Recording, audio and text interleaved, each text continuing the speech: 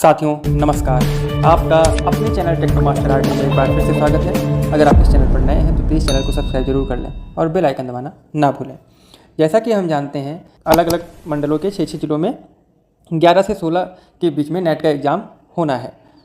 तो उसी के क्रम में आज 11 तारीख है और 11 तारीख को कई जगहों पर बारिश के कारण अवकाश घोषित था। कई जगह पर बारिश के कारण नेट का एग्ज़ाम नहीं हो पाया, लेकिन कुछ जगह पर जो नेट का एग्ज़ाम हुआ है उसमें कई सारी परेशानियां टीचरों को हुई हैं ऐप को यूज करने में। तो आइए हम बात करते हैं कि जो परेशानियां हुई हैं और उनके सॉल्यूशंस क्या हैं, जिससे हम लोगों को आगे जो एग्ज़ाम होने वाला है आगे 12 से लेकर 16 के बीच में, या जो आज का एग्ज़ाम जो कैंसिल हुआ है जो कि अगली डेट में होगा, तो उसमें हम लोगों को ये परेशानियाँ ना हो, इसके लिए हम लोग इन परेशानियों को और उसके सॉल्यूशंस को डिस्कस करते हैं। देखिए, कई जगह पे ये आ रहा है कि something went wrong, contact admin, ये एरर आ रही है। एक बात आप जरूर देखिए, जो आप OMR शीट स्कैन करेंगे तो स्कैन करने के बाद आपको सेव करना होता है। तो सेव करने के लिए आपको मोबाइल डाटा की ज़रूरत नहीं होती है, ठीक है। लेकिन बाद में जब आपको सबमिट करना होगा तो सबमिट करने के लिए आपको आपके मोबाइल में जो नेट है वो चलना चाहिए, तभी वो बेसिक शिक्षा विभाग को वो डाटा मिल पाएगा। जब आप नेट ऑन रखेंगे तभी वो आप सबमिट करेंगे तो वो सबमिट हो पाएगा। तो इस बात का जरूर ध्यान रखें। तो इसके लिए क्या करना है, सिंपली ओके कर लेना है। और अगर आप देख लीजिए, अगर आपका नेट ऑन नहीं है तो आप नेट ऑन कर लीजिए, फिर करिए, तो आपका ये एरर नहीं आएगी और आसानी से हो जाएगा। देखिए, किसी को ये एरर आ रही है कि auto sync is in process, please wait. तो इसमें आप यहाँ पर ओके पर क्लिक कर देंगे। इसके बाद ये सिंक्रोनाइजेशन प्रोसेस पूरा हो जाएगा, आप इसके बाद अपना सबमिट कर पाएंगे। देखिए, कई लोगों के साथ ये भी प्रॉब्लम आ रही है, ये एरर आ रही है कि at least 1 ID should be there. ये एरर कब आ रही है इसके बारे में पहले जान लेते हैं। ये एरर जो आ रही है कि जैसे आप मान लीजिए OMR शीट स्कैन करते हैं, ठीक है, तो उसमें केवल एक ही बच्चे का नाम है। मान लीजिए जैसे क्लास 1 2 3 के लिए 8 बच्चों का आप स्कैन कर सकते हैं एक ही OMR शीट से।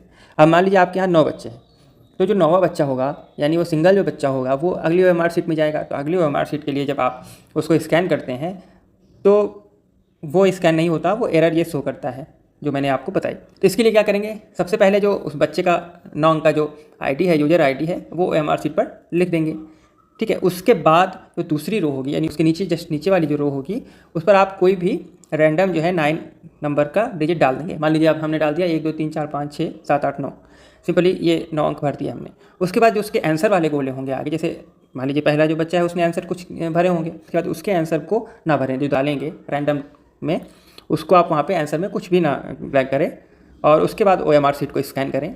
और अगर आपको जो एडिट कर रहे हैं तो पहले ID जो आपकी होगी, पहली ID, यानी आपका जो 9th नंबर का बच्चा होगा, या आपकी क्लास में मान लीजिए एक ही बच्चा है, तो जो जिसका आपको स्कैन करना है, जो सिंगल बच्चा है, तो उसकी मान लीजिए आंसर आपने स्कैन किया, उसके बाद उसकी ID जब ओपन होगी उसके आंसर लिख के आएंगे, तो उसमें मान लीजिए आपको करेक्शन करना है तो आप वहाँ से करेक्शन कर सकते हैं, एडिट कर सकते हैं।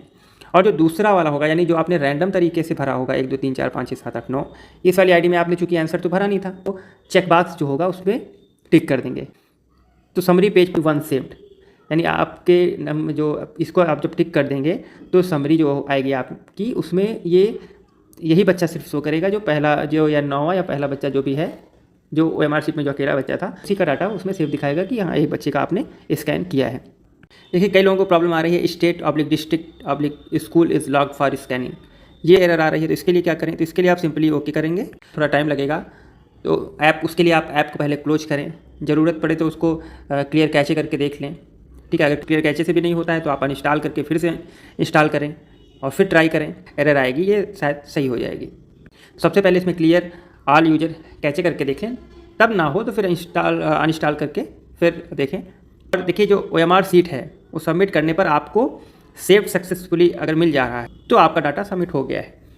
अगर आपको टोटल सबमिट स्कैन नंबर उसमें नहीं दिख रहा है, जैसे मान लीजिए आपने कुछ बच्चों का डाटा स्कैन किया, उसके बाद टोटल सबमिट उसको आपने सबमिट कर दिया, उसके बाद सबमिट करने के बाद आपको टोटल सबमिट जो स्कैन है उसमें कोई नंबर नहीं दिख रहा है, तो उससे आप परेशान ना हो, क्योंकि अगर OMR शीट आपने सबमिट किया है उसके बाद आपको सबमिट सक्सेसफुली ये लिख के आ रहा है, तो आपको परेशान होने की जरूरत नहीं है। वहाँ पे नहीं दिख रहा है तो भी कोई बात नहीं है, आपका डाटा सबमिट हो चुका है। अगर आप चाहें तो आप चेक कर सकते हैं कि आपने जो स्कैन किया है उसमें से कितने बच्चों का स्कैन हुआ है, कितने भी बाकी रह गए हैं। तो इसके लिए हम प्रेरणा पोर्टल पर जाकर चेक कर सकते हैं। इसके लिए हम आइए देखते हैं कि कैसे प्रेरणा पोर्टल पर जाकर चेक कर सकते हैं। इसके लिए हम गूगल पे डालेंगे prerna.in और उसके बाद क्लिक करेंगे। तो ये देखिए, बैंक डाटा अपलोड पर ये टीचर लॉगिन है, इस पर हम क्लिक करेंगे। इस पर जब क्लिक कर लेंगे तो उसके बाद ये बैंक अपलोड है, इस पर आप अपना मोबाइल नंबर डालकर टीचर लॉगिन करेंगे।